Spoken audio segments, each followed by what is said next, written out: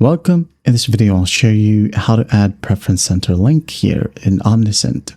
Alright, so first up, we would need to create the preference centers page under the store settings. Just click on it, wait for it to load, and once it loads, go ahead and find preference management in this panel. Okay, you have it right here. Just click on it, wait for it to load, and then once it loads, you can now then go ahead and customize the fields you want your customers to see. Alright.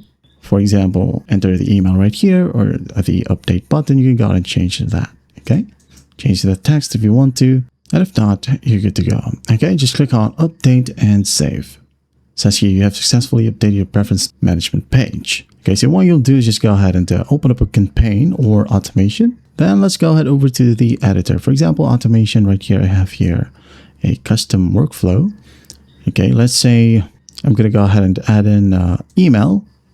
All right, and then just go ahead and type down random subject line, pre-header, and sender name right here. And then I'm going to go ahead and click on edit content. All right, save. And once that's done, go ahead and click on add element. Maybe let's go ahead and add in a button. Okay, just here. And then let's go ahead and customize the button. Okay, click on the button and you'll have the right panel in here. As you can see, we have the link to option. So what you'll do is just click on this personalization icon. And you'll find in this section the preference center link. Okay, so what you'll do is just click on it, and then once done, you're good to go. Okay, you can go ahead and click on preview and test. Right here, when we click on shop now, we'll be landed to the preference. Okay, so you can see here we have the URL context preferences. And that is it. I hope this video helps, and I'll see you in the next one.